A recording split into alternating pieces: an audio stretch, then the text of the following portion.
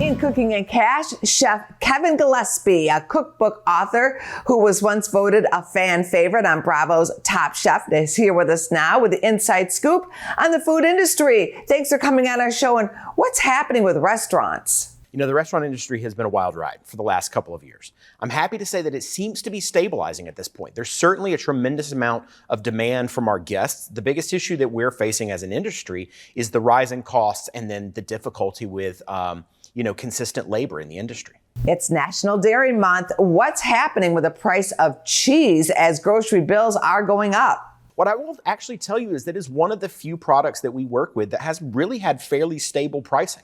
I think there has been a surplus of product for a little while. Cheese takes a while to make, as you know. And so to a certain degree, there's been an opportunity to be able to bulk up. The changes in pricing have really been driven by transportation more than anything else. Why is it that cheese is so key with chefs? And what are some recipes that you like? I mean, at the end of the day, chefs always want to use the best ingredients. And that doesn't matter, whether I'm competing on Top Chef or cooking in my restaurants or just cooking for my friends and family.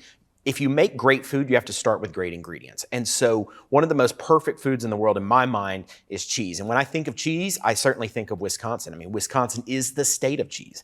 They make over 600 varieties. They're one of the only places in the world, the other being in Europe, where they actually have a master cheese making program. And so when I want super high quality, that's immediately what I think of.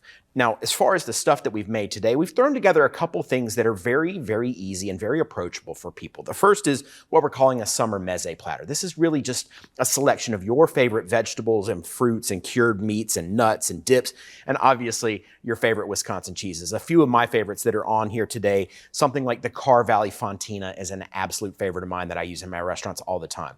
Really, at the end of the day, the key to anything, especially when you're shopping for cheese, is to look for this little badge that you see on here. It says Proudly Wisconsin on it, and that tells you that it's made by artisans who take their job really, really seriously.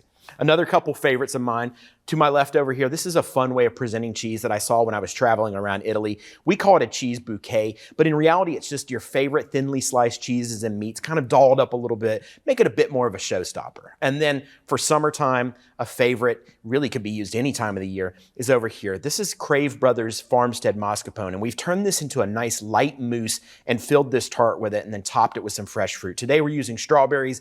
I've done it with blueberries, and it's really fantastic that way. Peaches, apples. Honestly, you can't go wrong. The key to this is starting with a really great ingredient, and Crave Brothers does a fantastic job with that. Folks want to learn more about any of these products or the cheese making process, or even honestly, to order cheeses and have them shipped directly to your door, you can go to wisconsincheese.com.